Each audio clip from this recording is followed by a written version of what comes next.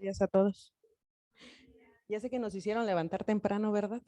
Porque ahí que habemos muy poquitos y que ya casi estamos de vacaciones. Ay, es cierto. Bueno, nos invitaron a dar el tema de ventilación mecánica y cuidados de enfermería, o creo que el tema decía manejo, ¿verdad? Y cuidado del paciente de ventilación mecánica. De los presentes, que la mayoría creo son pasantes de enfermería, si no me equivoco, ¿cuántos han tenido un paciente con ventilación mecánica? En neonato, 2, y las demás 2 en adulto, 3. ¿Y cómo les ha ido como experiencia con el... ¿Y cómo les ha ido como experiencia con su paciente ventilado?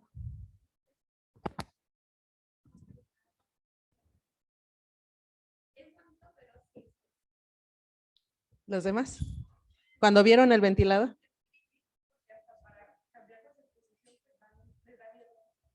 La inseguridad o miedo de que lo voy a girar y se va a extubar. Y cuando yo les digo, si el paciente está sometido a ventilación mecánica, así en general, ¿qué cuidados tienen que tener ustedes?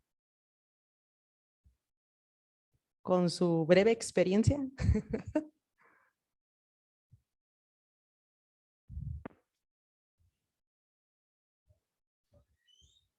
Algo le cuidan al paciente. La saturación de oxígeno, ¿qué más? Aspiración de secreciones. Cambio de posición.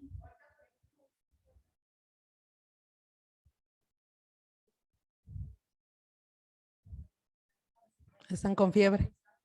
Ok. Entonces, sí, ya ven, no están tan perdidos si saben. Nada más seguros. Ok. Entonces, así estamos, ¿no? Cuando no sabes nada de ventilación mecánica y te mandan a la UCI, pero no solamente estamos en la UCI, estamos en urgencias, estamos en áreas de neonatales, estamos en piso con pacientes ventilados y sópalas, te toca el ventilador y tú volteas y dices, ¿y yo qué voy a hacer con él? Con cara de susto, así como ella. Ok, la ventilación mecánica dice puede sustituir total o parcialmente la respiración espontánea y está indicada para la oxigenación insuficiente, insuficiencia de ventilación alveolar o ambos casos, y las principales clínicas que indican la necesidad para manejar la vía aérea y aplicar la ventilación mecánica pues son estas, y no les cuento lo que pasa cuando tienen que pronar a un paciente, y hablo del adulto, no del neonato. El neonato es más fácil, un poquito más fácil movilizar a un adulto. ¿Les han tocado pacientes adultos pronados con ventilación mecánica? ¿Sí? ¿Y cómo les ha ido? Dice, ¿cómo lo giro? Ay, en el caso de ahorita de la pandemia COVID, pues quienes estuvieron al frente o tuvieron la oportunidad, no sé si decirle buena o mala, estar al frente o mover pacientes con COVID pronados, pues no fue tan fácil, y menos metidos en 3 uniformes, ¿no? Cocinándonos. Para esto nosotros tenemos que recordar los parámetros fisiológicos. Habla de la frecuencia respiratoria de 12 a 20. Pero acuérdense que la frecuencia respiratoria tiene que ver del estado donde estemos, sobre la altura del nivel del mar. Yo no he visto pacientes aquí en el estado de Michoacán que tengan 12, a excepción de que tengan algún otro problema neurológico o respiratorio que nos lleve a una respiración de 12. La mayoría anda en 16, 18 o me equivoco. Entonces tiene que ver la altura sobre el nivel del mar. La saturación de 94 a 96, la presión parcial de oxígeno de 60 a 100 milímetros de mercurio y la presión parcial de dióxido de carbono de 35 a 45, ¿sí? Y aquí decíamos altura, la de la Ciudad de México es 2250, en Morelia estamos a 1914, sobre altura del nivel del mar, entonces sí varía y esto nos modifica los parámetros para cada uno de nosotros. Cuando vamos a la playa, ¿cómo nos sentimos para respirar? Bien lindo y hasta nos relajamos. Bueno, y más con una cerveza a un lado. Ay, no es cierto. Indicaciones para una ventilación mecánica, pues que nuestro paciente tenga, que mi paciente tenga una presión de oxígeno menor a 60, una saturación menor a 88 y una presión parcial de dióxido de carbono mayor a 50 con un pH de 7.32. ¿Alguien ha visto una gasometría arterial? La tienen de tarea, ¿eh? Tienen que acercarse a los estudios de laboratorio para que empiecen a familiarizarse. Luego enfermería nos, si tenemos la habilidad, pues vamos y tomamos la gasometría, pero no solamente es tomarla, y lo que implica tomar una gasometría también para el paciente y poderla interpretar para yo poder hacer ajustes de la ventilación mecánica de mi paciente. Indicaciones, tenemos presión parcial de oxígeno menor a 60, aún así yo le puse oxígeno a mi paciente y aún así no mejora, una saturación menor de 88, yo puse oxígeno, no hay mejoría, causas como neumonía, síndrome de dificultad respiratoria, edema agudo pulmonar, broncoaspiración, síntomas pleuropulmonares. En el tipo 2 tenemos hipercapnia e hipoventilación, una presión parcial de oxígeno con acidosis respiratoria, una CO2 normal entre 35 a 45, EPOC, asma, síndrome compartimental, trastornos neuromusculares, síndrome de Guillain-Barré, deformidad de pared torácica, no sé. Le tuvo un trauma, chocó, fracturas costales, hay inestabilidad, pues también hay que proceder. En las indicaciones neurológicas tenemos pacientes, ¿aquí quién está en urgencias? ¿Nadie está en urgencias de los chicos? Nos faltan los de urgencias, ay, no es cierto. En los neurológicos, pacientes con una escala de Glasgow menor o igual a 8 puntos, nosotros hacemos valoración dentro de las valoraciones que hacemos a nuestro paciente y cuando iniciamos nuestro turno está la escala de coma de Glasgow. Si ustedes al momento que llegan dice tiene 11, pero ya pasaron un par de horas y esta escala va en deterioro, vamos hacia abajo, hay que ver qué está pasando y a lo mejor es indicación de intubación. Disminución de 2 puntajes al inicio de que yo hice esa valoración y ya llevo 2 puntos hacia abajo, hay que ver qué está pasando con mi paciente. Otras causas, acidosis respiratoria que no responde al tratamiento, hay deterioro neurológico, pacientes con traumatismo craneoencefálico grave, trauma facial con compromiso de la vía aérea, trauma cervical, quemaduras de la vía aérea. ¿Cómo saber cuando llega un paciente y dice se quemó la vía aérea? A lo mejor se incendió la casa y estaba dormido. Revisan mucosas, están inflamadas. Ese paciente va a ocupar ventilación en las próximas horas. ¿Sí? ¿Qué tenemos que hacer? ¿Alguien de ustedes les enseñaron a programar el ventilador de inicio para tenerlo listo para una emergencia? De los que han manejado pacientes. Para nosotros poder, yo les digo, programar lo esencial en un ventilador y que ustedes lo puedan hacer sin mayor problema, decir, ¿sabes qué? Pues hay que tener el ventilador listo, a lo mejor hay deterioro del paciente, es candidato posible en las siguientes horas y lo vamos a intubar de una emergencia, o el paciente cayó en paro, a lo mejor ya estaba hasta dado de alta el paciente y cayó en paro. Entonces yo tengo que tener listo siempre un ventilador, ¿sí? Armado, saberlo armar, montar y saberlo programar con pasos básicos, que créanme nos van a ayudar muchísimo y lo podemos hacer en enfermería sin mayor problema, ¿sí? ¿Qué tenemos que hacer? Pues aquí dice que en el paso 1. ¿Cómo lo van a medir? Está acostado, nosotros tenemos ojo de buen cubero, ¿no? Pues como que mide unos 60, unos 50, unos 80 y hasta ya sabemos la medida de la cama y ya le calculamos más o menos la talla. Y si no, pues agarran la cinta métrica y miden a su paciente de cabeza a hombro, de hombro a cadera y de cadera al talón. Y ya saben la talla de su paciente. ¿Qué dice en el paso número 2? Calcular peso predicho. Ahorita les voy a pasar la fórmula. ¿Cómo van acá? Porque es con peso ideal, no con el peso de su paciente. Imagínense, tenemos pacientes de unos 50 y de estatura y pesan 100 kilos. Y uno dice, ay, pues ¿a poco pues ella subió? El pulmón también creció. No, nada que ver. ¿Qué después dice en el paso número 2? Ya no señala. Programar modo asisto controlado. Luego dice aplicar PIC, que de inicial dice aquí de 5 a 8. Algo que se llama volumen tidal. Lo vamos a programar de 6 a 8 mililitros kilo. En el paso número 3 dice medir presión meseta, medir presión de distensibilidad, pues eso ya lo hacemos los más avanzados, pero de inicio ustedes se van a quedar acá. Y pues aquí nos habla de presiones para protección alveolar del paciente. Y aquí está la fórmula, si alguien quiere hacerlo. Si nuestro paciente no tiene problema respiratorio y no tiene síndrome de dificultad respiratoria, la fórmula es talla en metros cuadrados por 23 en el caso de los hombres. En las mujeres es talla en metros cuadrados por 21.5. Si mi paciente, estoy hablando de una mujer, mide 1.60, a ver, hagan la fórmula, ¿traen calculadora? Sí, en el celular. Si su paciente mide 1.60,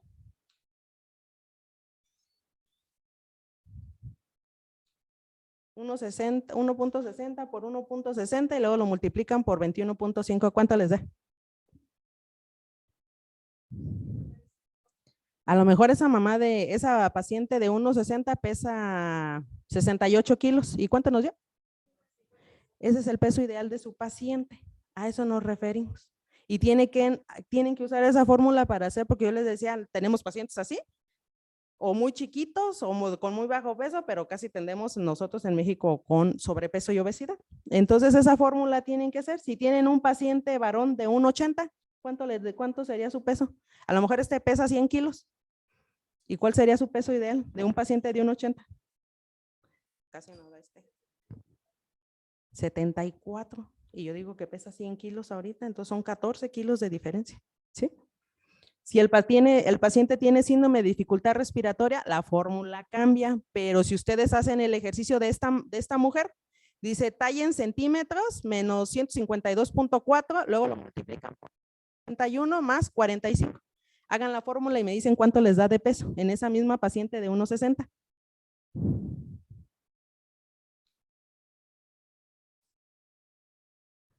¿Cuánto dio? No, ahí está algo mal. Me tiene que dar el peso de la paciente. Ponen 160 menos 152.4. Ese resultado lo multiplican por 0.91 y al finalizar le suman 45. ¿Cuánto dio? 51.9 y con la otra fórmula, ¿cuánto les había dado? Si ven, son casi 4 kilos de diferencia. Entonces, estamos hablando de que aquí no tenemos problema pulmonar y en aquella ya tenemos un daño pulmonar. Entonces, esas son las fórmulas que tienes que usar para calcular el peso ideal de tu paciente, para iniciar nuestra programación. ¿Hasta aquí todos bien o quedó duda? ¿No? Dice ya cuando esté en el frente del ventilador. Entonces, más peso no es más tamaño pulmonar, no crean que porque más grueso del pulmón también creció, ellos siguen del mismo tamaño, la única que ingresó fue mi tejido subcutáneo, ¿sí? No que dices eres de hueso ancho, no, ¿cuál hueso ancho? No, nada que ver. Entonces, estamos igual, solamente hay más tejido graso no adiposo en nuestro cuerpo, ¿sí? Por eso tienen que usar las fórmulas. Entonces aquí pues vamos a iniciar nuestra programación. ¿Qué vamos a programar? Pues la fracción inspirada de oxígeno. ¿Nosotros a cuánto estamos afiados aquí todos respirando? 21%. También que vamos a programar lo que se llama disparo, trigger, sensibilidad o sensibilidad inspiratoria, que es en cuanto capta la respiración, el monitor, el ventilador dispara ese volumen al paciente. El volumen corriente, lo que hacemos en cada respiración, son aproximadamente 500 mililitros, ¿no? Frecuencia respiratoria, el famoso PEP o presión al final de la inspiración, la relación IE. ¿Qué más vamos a programar? La pausa inspiratoria, volumen minuto, flujo inspiratorio. Nada más eso tienen que programar. Dice, así estamos, ¿verdad? Hubiera leído cuando llega al frente al monitor. Primer parámetro, volumen corriente. El paciente sin neumonía, pues ya les dije la fórmula, yo aquí puse mujer, peso ideal, talla en metro cuadrado por 21.5. ¿Y cuánto dice que vamos a programar? De 6 a 10 mililitros. Si su paciente en esta fórmula les dio 55 kilos y yo lo multiplico por 6, ¿cuánto les da? Ustedes pueden agarrar el número que quieran del 6 al 8. Si no quieren meterse en líos, agarran el 6 o el 8. ¿Sí? Los más bajitos, ¿cuánto les da? 3 litros 30. Ok. Y en la otra fórmula, pues es el paciente con síndrome de dificultad respiratoria y si ven el volumen baja, acá se programa de 4 a 8 mililitros kilo. Entonces, si ven como ya hay un daño pulmonar, la programación es un poco más baja para evitar más lesión pulmonar, ¿sí? El PIP, que es el presión al final de la inspiración, en condiciones normales dice que nosotros programemos de 5 a 8 centímetros, si nadie quiere meterse en caos, todos iniciemos desde el básico, iniciamos en 5 la programación, ¿sí? La otra fórmula es que a partir del índice de masa corporal, ¿cómo se saca el índice de masa corporal?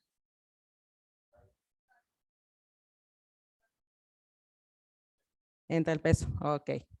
Entonces, aquí habla que pacientes con índice menor de 30, iniciar con 5 centímetros. Pacientes con índice de masa corporal de 30 a 40, iniciar con 8 centímetros. Pacientes con mayor de 40 el índice, iniciar a 10 centímetros. Pacientes con síndrome de dificultad respiratoria, iniciar a 10 centímetros. Entonces, es esta otra forma de calcular su PEP, ¿sí? Y pues prácticamente así se vería, es cierto. Aquí paciente con PEP, ya que pues ya no tiene, ¿cómo están los pulmones? Acuérdense que nosotros respiramos y hacemos esto y el alveolo hace. Exhalamos y hay cierta tensión dentro del alveolo. Esta tensión que es el PEP permite que el alveolo no haga esto, se colapse. Por eso así la imagen de Yesenia así lo relacionó y así no se me olvida.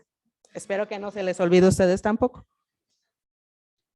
El disparo o trigger, que es el flujo, en cuanto se percibe la sensibilidad del paciente, sale disparado lo que yo programé a mi paciente. Se puede calcular flujo en presión a menos 0.5 o a 2. Casi siempre lo tenemos en el 2, sin mayor problema. Y el flujo dice que va de 1 a 3 litros por minuto. ¿Y en cuánto? Pues en medio. Si no quiero meterme en causa, agarro el número de en medio. Por eso yo puse el 2. La FiO2 dice la necesaria para una presión parcial de oxígeno y saturación objetivo. Al nivel del mar es de 68 y lo ideal en pacientes con síndrome de dificultad respiratoria es que tengamos mínimo una saturación de 88%. Entonces el FiO2 de inicio lo programamos al 100%, pero en los siguientes minutos yo tengo que ver la repercusión en mi paciente y empezar a descender hasta tener nada más el oxígeno que mi paciente requiere para lograr la saturación y nada más. El oxígeno es un medicamento y no crean que porque, pues es oxígeno, también es tóxico y también nos daña el tejido pulmonar, ¿sí? Entonces hay intoxicación por oxígeno, entonces en cuanto puedan, no puede tener siempre 100 su paciente, tienen que ir bajando de 5 en 5, de 10 en 10, según como vean la repercusión, hasta lograr, ya llegué a la meta, ahí paro, ya no desciendo más. En cualquier otro paciente, pues saturación de 92 a 96%. Y aquí era qué bonito se ve el corazón, era. Así lo dio el monitor, no fui yo, así fue el ciclo. La relación IE, ¿sí han escuchado? Inspiración, expiración, ¿cuánto es lo fisiológico? Hasta ustedes hagan el ejercicio, inhalan y exhalan, ¿en cuánto? 1, 2, 3. La relación es 1 a 2, ¿sí? ¿Y esa cómo se da en el ventilador? Esa se da por la frecuencia respiratoria que yo programé, por el flujo inspiratorio y la famosa pausa inspiratoria, que esa yo les digo que solamente se aplica para hacer mediciones, aquí como la presión meseta, presión transaérea, presión de distensión. Les digo, a ver, ustedes respiren. Le digo, solamente los enamorados hacen pausa inspiratoria, ¿no? Ven al galán o a la chica y ahí nos quedamos. No es una respiración normal, si ustedes lo hacemos inconsciente, pero la respiración no hace esa pausa, a excepción de que esté enamorado, pero en el ventilador se puede hacer, pero solamente para medir estas presiones. Tenemos algo que se llama flujo, se programa de 26 a 60 litros por minuto. ¿Y cuál vamos a poner? Dice lo necesario para una adecuada curva inspiratoria y una relación 1-2 o 1-3, lo que nos estén solicitando, lo vamos a programar para llegar a esta meta, ¿sí? En algunos pacientes llega a ser así, 1-3, 1-5, cuando hay atrapamiento de aire, entonces hay que darle más tiempo para que trate de sacar más y no se empiece a quedar. No les puse, hay un video de un paciente con atrapamiento aéreo, de verdad entra el ciclo ventilatorio y así se queda atorado y el alveolo queda con esa tensión porque no puede sacar, entonces el alveolo va atrapando en cada respiración, va atrapando aire y el alveolo va haciendo esto, se va abriendo y apenas se ve que entra el aire y así se queda el paciente.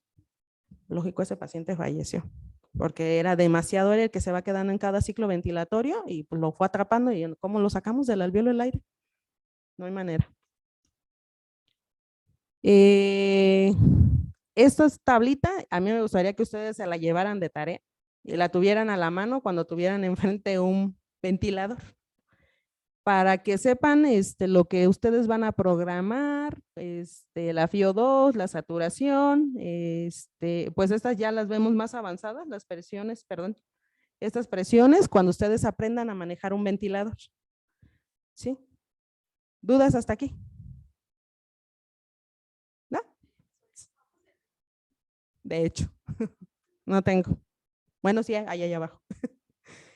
Este es el ejercicio, pero ustedes ya hicieron uno ahorita con la paciente que yo les dije. Aquí había puesto paciente con una presión de 160, esa era una diagonal, le puse 7. Frecuencia cardíaca de 115 latidos, frecuencia respiratoria de 20 respiraciones por minuto. El paciente tiene una saturación de 82, tiene una presión parcial de dióxido de carbono de 70, o sea, debe estar entre 35 y 45, ya tiene 70. O sea, el CO2 se está quedando. Es un paciente que está en hipoventilación. ¿Por qué razón? No lo sé. Temperatura de 38,6, mide 1,68 y pesa 90 kilos. Pero pues ya está la respuesta ahí. El peso ideal, si vieron, es de 64 kilos y el paciente en el real tiene 90. Son casi 30 kilos. Y ya la fórmula para nosotros hacer el ejercicio. Decía, ¿qué vas a vigilar en un paciente sometido a ventilación mecánica? Por eso yo pregunté al inicio, ¿quién es, de los que llegaron después, quién está cuidando pacientes con ventilación? Nadie, nada más los compañeros que levantaron la mano. Ok, ¿qué vas a cuidar? Muchas cosas, ¿sí? Y lo vemos tan simple de, pues es que nada más lo muevo, le hago la aspiración. ¿Qué otro me dijeron? ¿El qué? La saturación, el estado de oxigenación, movilización, aspiración, y creo que nada más eso me dijeron, ¿verdad? ¿Alguien más quiere decir algún otro cuidado? Bueno, ¿qué van a cuidar? Posición del paciente, posición del tubo, fijación del tubo endotraqueal, cuidados del balón. ¿Alguien ha escuchado el neumotaponamiento? ¿Sí? ¿Y sí lo vigilan? Bueno, tiene de tarea. Aspiración de secreciones, el aseo oral, la fisioterapia, la humidificación y calentamiento. Esos son pasos esenciales que ustedes van a cuidar en un paciente sometido a ventilación. ¿Qué vamos a ver? Posición del paciente, mantener la cabecera de 30 a 45 grados de elevación. Esto disminuye el riesgo de neumonía por broncoaspiración, reduciendo el efecto compresivo entre la pared abdominal y torácica, y la movilización mínima que debemos de hacer nuestros pacientes es cada 2 horas, ¿sí? Ay, quité la imagen del tubo. Bueno. ¿Qué más vamos a cuidar? Posición del tubo. Dice, una posición inadecuada del tubo orotraqueal es una complicación que se presenta del 12 a 15% de las complicaciones de los pacientes sometidos a ventilación mecánica. Extubación inadvertida, a lo mejor el tubo apenas entró y yo en la movilización, apenas estaba entrando el tubo y en la movilización se me fue. Ya, se extubó y hasta oye uno con el ronquido, ¿no? Se vino el tubo, córrele. Ventilación y oxigenación inadecuados, aspiración, injuria física, una lesión no necesariamente, lo quise lesionar con la intubación. Intubación del tubo orotraqueal en hombres es aproximadamente de 23 centímetros y en mujeres en promedio en los 21 centímetros. Dentro de sus cuidados implica que al iniciar el turno y recibir esa paciente, ustedes tienen que ver en cuántos centímetros está fijo ese tubo aquí en la comisura labial. Porque de eso depende que cuando yo lo mueva, no corra lo que dice, es que lo voy a mover y a lo mejor se va a salir el tubo y es nuestra preocupación. Entonces revisen siempre en qué centímetros se los dejan, si pueden valorar una placa para ver la inserción de esta cánula, muchísimo mejor. ¿Cuántos centímetros? ¿Por qué? Porque hacemos el cambio de fijación. Quienes han estado ven que nuestra fijación es con cinta lino y tela adhesiva, porque no todos los pacientes tienen una fijación comercial, que es más bonita y más segura hasta para nosotros.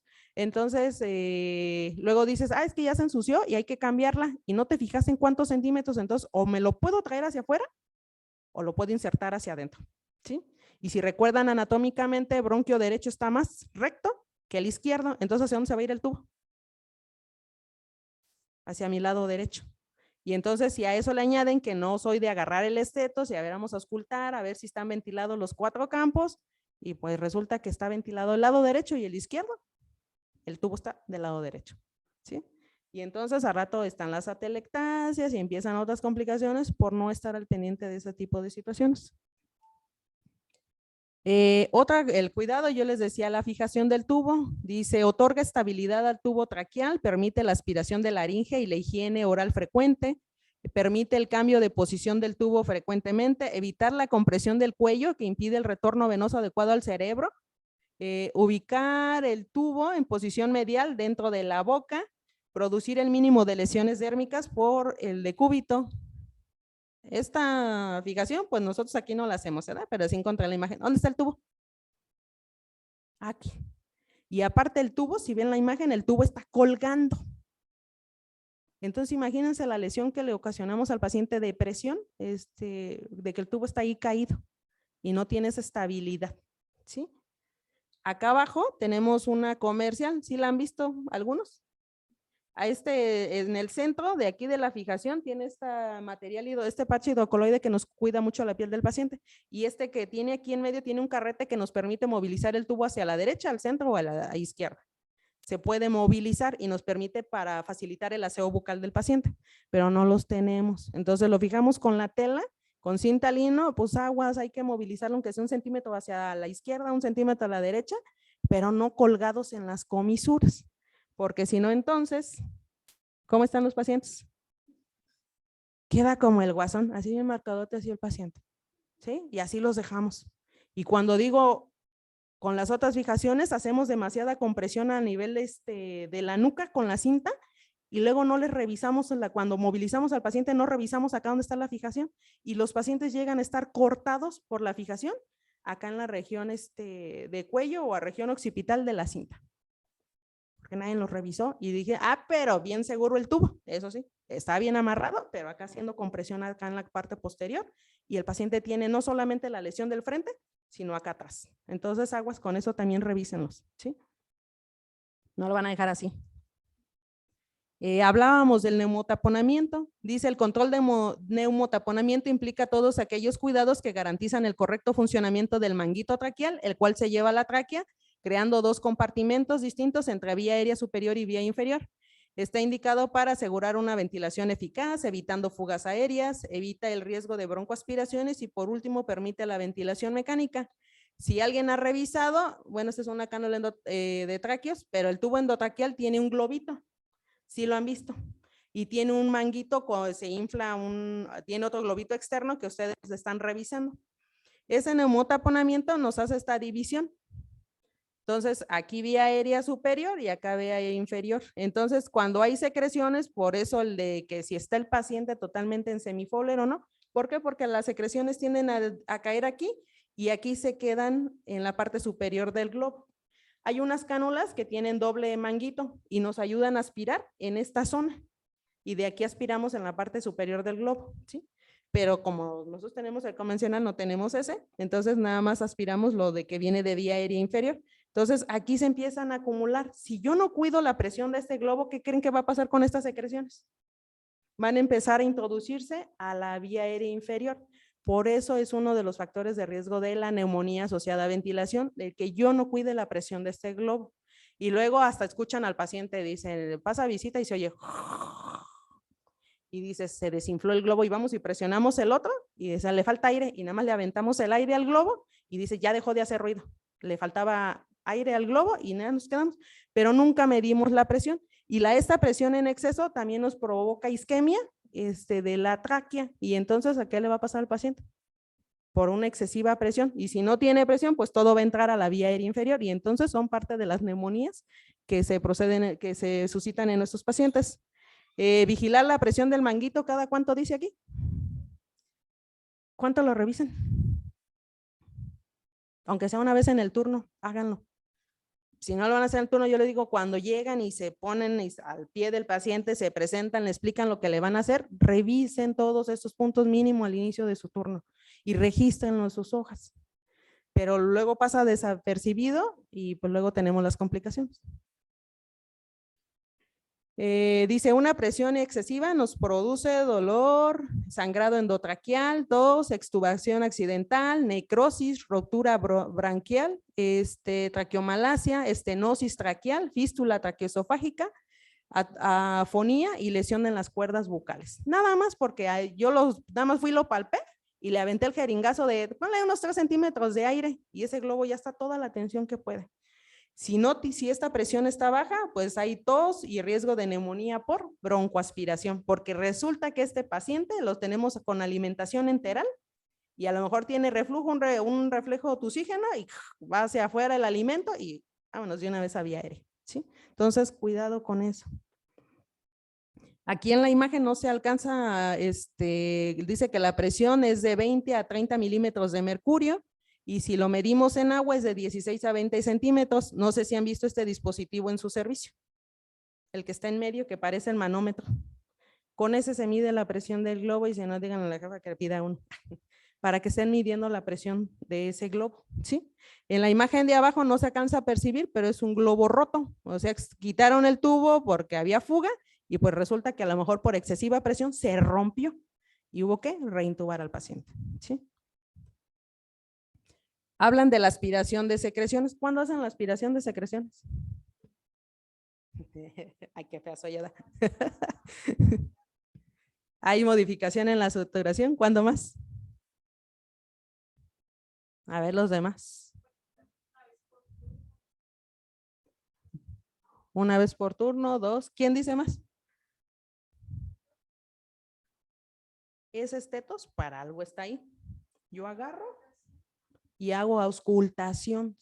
Yo les digo, tienen que aprender a usar sus 5 sentidos, a desarrollarlos, porque es desarrollarlos, porque los usamos, pero no de la forma correcta en este campo de nosotros. Entonces tenemos que hacer esa habilidad de desarrollar los 5 sentidos. Entonces agarren su estetos, yo les digo, agárrense, escuchen si ustedes que no están enfermos y escuchan el sonido de un pulmón sano, y agarren y escuchen a todos sus pacientes para que escuchen cómo es diferente cuando tiene espasmo, cuando tiene abundantes secreciones, son diferentes, ¿sí? Entonces, agarren el esteto, dice, ok, se escuchan los estertores, así, ¿no? Cuando están escuchando su paciente, sí tiene secreciones, ¿qué vamos a hacer? Dijo, ya hay modificación en la saturación, hay cambios en el ritmo, hasta el paciente sometido a ventilación está queriendo toser, así haciendo el esfuerzo de que ya está inundado. Y luego hasta en el tubo ahí se ven las secreciones viajando nomás. Van y vienen y dicen, ahorita que venga la de inhalo, lo aspiramos. No, es parte de nuestro cuidado y tenemos que estar al pendiente. A ver, ustedes conectados en un tubo y ahí el moco viajando y sin poder respirar, ¿no? Aspirar la vía endotraqueal, las secreciones sacrobronquiales mediante un dispositivo de succión. Nosotros aquí tenemos este dispositivo que es sistema cerrado porque tenemos técnica abierta, pero ahorita por pues, las medidas ante la contingencia lo ideal es que fue sistema cerrado porque no sabemos qué. Formamos aerolización, luego nos pegamos aquí, no nos ponemos antifaz, no traemos cubreboca, el paciente hace un esfuerzo de toser y ahí les va el moco. Y ustedes enfrente casi así, casi se le ponen ahí al paciente. Entonces tenemos el circuito cerrado. El circuito cerrado tiene más beneficios que una técnica abierta porque no están desconectando al paciente. El riesgo de neumonía es más porque contamino la sonda y luego la introduzco a una vía estéril y luego la metes acá a una solución que sabrá Dios cuántas horas tiene abierta, o al momento que saqué la sonda la tocó otra cosa y no me percaté y así la introduje y el paciente no tenía neumonía y ahora ya tiene neumonía gracias a mí. Entonces son muchas protecciones pulmonares que tiene usar un circuito cerrado. Favorece la ventilación. Ay, Dios. Favorece la ventilación respiratoria, prevé las infecciones y atelectasias ocasionadas por el acúmulo de secreciones y lógico, cada vez que van a aspirar tienen que preoxigenar a su paciente. El ventilador tiene una flechita que dice oxígeno y una flechita. Yo presiono ese botón y me da oxígeno al 100% durante 3 minutos y solito se quita para no descompensar a mi paciente mientras yo estoy aspirando. ¿Cuánto dura la aspiración? ¿Quién me dice? Ahí me queda un minuto con la sonda ahí, a ver cuánto sale. ¿Cuánto duran? Son segundos, ¿eh? De 10 a 15 segundos. Y a veces nos tardamos más y luego volteas y dices, ya está cayendo la saturación. Pues nada más son 10, 15 segundos y vas para afuera. ¿Cuánto tengo que esperar? Pues que se recupere el paciente o por lo menos un minuto para yo volver a hacer otra aspiración, ¿sí? ¿Y cuántas veces las voy a hacer? Las veces que necesite mi paciente. Y no es a capricho de la enfermera de, ay, ¿no lo aspiraste? Pues me lo aspiras ahorita antes de que me lo entregues. No, no es a mi capricho, es a necesidad de mi paciente. Selección la presión de aspiración. ¿Tienen este dispositivo para medir la presión que ejercen ustedes al momento de aspirar? Tienen unos como relojitos como el manómetro, en la pared. Tienen que regular esa presión. ¿Por qué? Porque si yo ejerzo, yo le doy a todo lo que da, cuando yo introduzco la sonda y aparte me paso, yo creo que sí han visto que el tubo endotraqueal tiene una numeración. El sistema cerrado de aspiración también tiene una numeración. Esos números se tienen que alinear. 28 con 28, 27 con 27 y introducirlo 1 centímetro más de esa alineación. Nada más. ¿Por qué? Porque con eso provoco que yo paso la sonda de aspiración 1 centímetro abajo del tubo endotraqueal y no que le meten toda la sonda y el paciente, ¿los han visto cómo se sacuden? Pues porque se metieron hasta la carina hasta topar. No puede ser eso. Entonces, al momento en que yo me voy en exceso, ejerzo una presión excesiva, la sonda se pega a la pared y tú le das el jalón y luego dicen, es que tiene sangre fresca en la aspiración de secreciones. Gracias. Le ejerciste demasiada presión, te fuiste demasiado abajo y eso es a consecuencia de un mal procedimiento.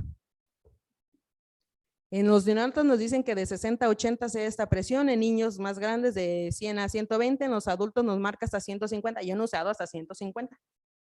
A menos de 100/80 yo creo que estamos bien, ¿sí? Pero tienen que revisar sus manómetros también para ejercer esa presión de aspirado. El aseo bucal, el cuidado regular de la cavidad con agentes antisépticos, pues lo que tengan, el que les lleve el familiar y si no agua con bicarbonato, limpiar la boca a nuestro paciente. Remoción de la placa dentobacteriana y debe efectuarse al menos cada 6 u 8 horas. Pues por lo menos lo hagamos una vez al turno, ¿no? El aseo bucal. Tenemos también clorexidina en enjuague bucal, hidratación oral, humectación de labios. Luego han visto los pacientes con los labios secos, secos y bien agrietados. ¿De quién es ese cuidado? De nosotros. Pues una gasita húmeda por lo menos, ¿no? En el turno ahí estársela cambiando. Si no, trae hasta un labial para humectarle o hasta vaselina, ¿no? Pero pues una gasa húmeda es más que suficiente. No luego los tenemos con las aptas y aquellos dientes sucios con las placas y de uno voltea y dice, y esas gelatinotas y esas natas, ¿qué onda? No los estamos haciendo, ¿sí? Tenemos rehabilitación y fisioterapia. Dice la movilización temprana forma parte del cuidado para la extubación temprana de nuestro paciente y es un conjunto de adecuados protocolos de sedación, pruebas de respiración espontánea, pruebas de despertar, evaluación del dolor o delirio. Además de la movilización temprana, es parte del manejo integral del paciente intubado, usar escala de Glasgow, escala de agitación o sedación, escala de Kaniko, que es para detección de delirio en pacientes críticos, y escala de EVA. El hecho de que ustedes lo vean trae sello de agua, sonda vesical, sonda enteral, sometido a ventilación mecánica, sí sé que nos da pánico moverlos, pero poco a poco ustedes aseguran todos sus dispositivos antes de movilizar y sin mayor problema lo pueden hacer. Si hacen paso a paso la movilización y no como cosale, árale, al paso. Estoy de decúbito dorsal, me quedo en medio y giro. Pero queremos moverlos en rápido y luego en esas carreras pasan las cosas, ¿sí? Entonces pueden movilizarlos. Yo luego les digo, tienen al familiar, apóyense en él. Apóyense, no le dejen la carga al familiar porque está en el hospital. Movilización de flexión, extensión, aducción. Con esos cuidados, créanme que le van a ayudar mucho, pero se quedan rígidos y si a alguien de las enfermeras se le ocurre moverlo, todo le duele, todo le truena y hasta lo vemos en las facciones del paciente que tiene dolor porque nadie lo ha movido. Y si a eso le añaden que ya lleva días sometido a ventilación, hay deformidad de la pared torácica, más difícil va a ser sacarlo de la ventilación mecánica. Y aparte, hay atrofia muscular. Son pacientes que tardan tiempo en reincorporarse nuevamente a su vida social porque no los movilizamos tempranamente, ¿sí? Tenemos un aparato, si lo han visto en el ventilador, en un humidificador y calentamiento. Dice, los pacientes bajo ventilación mecánica requieren de un adecuado calentamiento y humidificación de vía aérea. La provisión de calor y humedad durante la ventilación son un medio estándar de cuidado al paciente. Han visto acá en la vía aérea inferior hasta 37 grados y acá 15. El objetivo de esta humidificación es suplir la función de las vías aéreas, evitar la hipotermia, el espesamiento de secreciones, la destrucción del epitelio y la formación de atelectasias. Aquí ya tenemos una. ¿Dónde está el pulmón? Ya no se ve. Y acá en la imagen, ¿dónde está el moco? Tapó todo el tubo. Hubo necesidad de quitar ese tubo y reintubar al paciente. Toda la secreción nos tapó el tubo. Entonces, a ver que respire el paciente por un popote tapado. A ver.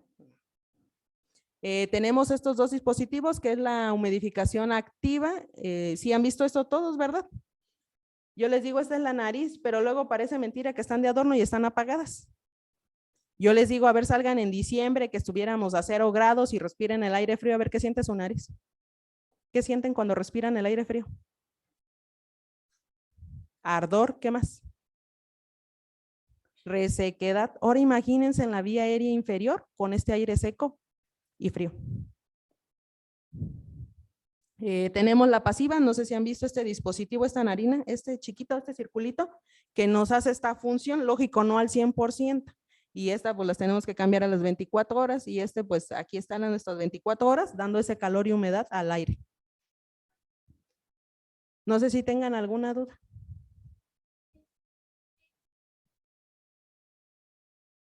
Este, 37.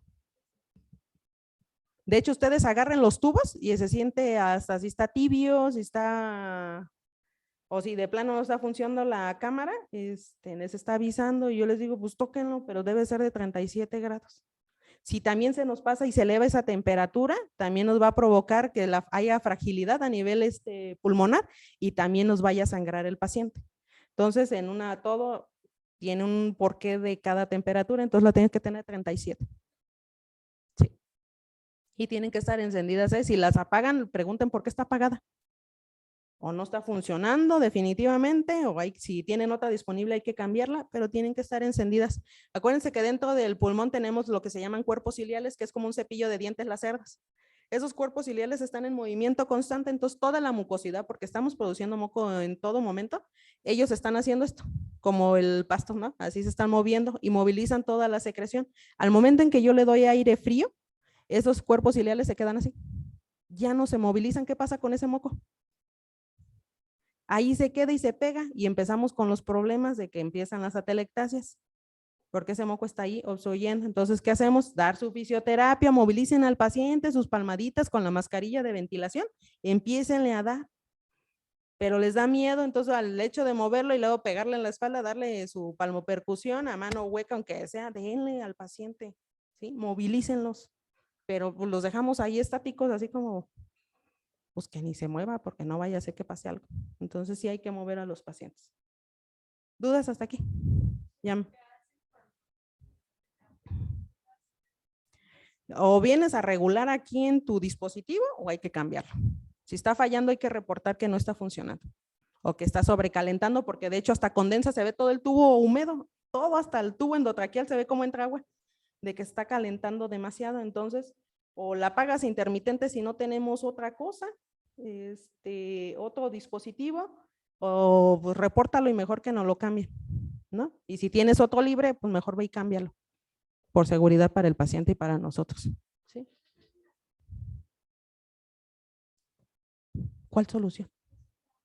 El agua, si no tiene esto, se empiezan a quemar y ya no nos funcionan porque también es cuidado de nosotros. Si esos no tienen el agua, de hecho, si ustedes lo ven, tiene una franja y dice nivel máximo. Si no tiene agua y eso está encendido, se empiezan a quemar y no funcionan y es falta de que también de nuestro descuido del mantenimiento de estos equipos. Entonces, está encendida, tiene que tener agua. Dice, no, pues pónganle, cuélguenle su botella de agua, ¿no? Para que esté cayendo en el depósito, pero se queman también. Porque está calentando y no tiene agua y luego le dejas caer así como que, ay, ¿qué pasó? Y luego se ve cómo desciende la temperatura y se nos empiezan a quemar. Entonces hay que revisar también el nivel del agua constantemente. ¿Alguien más? Porque yo ya me voy. Entonces, no, si no tienen duda, pues ahí pueden irnos a visitar o luego que nos presten un ventilador para que ustedes se acerquen a programar y que no le tengan miedo a esos dispositivos, ¿sí? Acuérdense que primero veo a mi paciente y después la máquina, porque luego nos añadimos de que, ahí estamos viendo el ventilador y el paciente lo dejamos término secundario cuando es a él al que valoro y después vengo a revisar el dispositivo, ¿sí? Pero es un conjunto, no puedo ver a uno solo, tengo que ver a los dos, ¿sí? Gracias.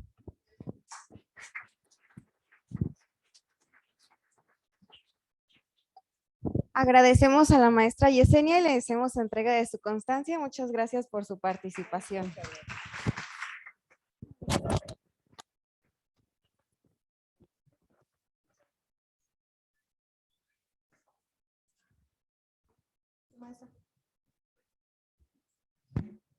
¿Hay preguntas por Zoom? Felicitaciones nada más.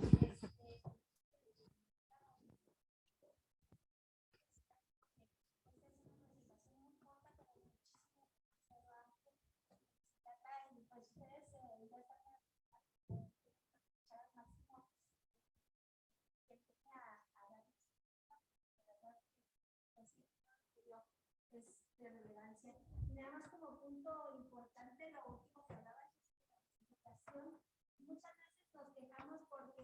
precisamente decía por ahí una chica, es que cuando sube, se eleva la temperatura, o comentaba Jessie, cuando se precipitan las llamas. Realmente a veces nosotros siempre hacemos de que el aparato no sirve, el aparato no funciona, pero en muchas de las ocasiones a mí me ha tocado como experiencia que no sabemos ni conectar el circuito de forma adecuada. ¿Por qué? Porque ponemos la rama inspiratoria y la expiratoria. Entonces, ¿qué pasa? Pues el circuito y la cámara humidificadora están haciendo su función. La cámara está aumentando y aumentando y aumentando y aumentando la humidificación y la temperatura. ¿Por qué? Porque quiere alcanzar el grado de temperatura que lo requiere el paciente. Entonces, quiero que le estamos equivocando. Sí. Porque tenemos la inspiratoria y la expiratoria y es tan fácil porque hay un cable calefactor que nos está dando el grado de temperatura que queremos y que nos dice, yo soy la rama inspiratoria, yo soy la rama inspiratoria, entonces estamos calentando el oxígeno que sale o los gases que expulsa el paciente y no los que está inhalando. La otra es, como lo comentaba Jessie, el personal de terapia tiene mucho esa parte importante de que siempre debe estar prendida la cámara, siempre no debe de apagarla. ¿Por qué? Porque cuando se apaga, obviamente se conecta el paciente y nos lo dice el manual de la cámara humidificadora, no lo apagues. ¿Por qué? Porque va a querer alcanzar rápidamente la humedad y la temperatura y es lo que hace, que aumenta la vaporización y aumenta la temperatura de forma exagerada. Entonces, ¿qué hacemos? Vamos y lo primero que hacemos es apagar.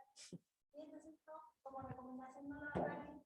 No lo apaguen nunca. Si están aspirando, no lo apaguen. Si están nebulizando, no lo apaguen. Si están aspirando con una técnica abierta, pues coloquen el pulmón, pero no la apaguen. Siempre que dejar la técnica. Porque eso es lo que pasa y es lo que en 5 minutos lo que el personal a otro personal hizo 24 horas por restablecer y querer disminuir la penetrancia de neumonía. En 5 o 15 minutos que nosotros apagamos. Y de hecho, todos esos cuidados que tienen que hacer son parte del bucle para prevenir neumonía asociada a ventilación mecánica. Entonces, no la tenía el paciente y a los 3, 4 días, no, pues tiene neumonía, gracias, algo hicimos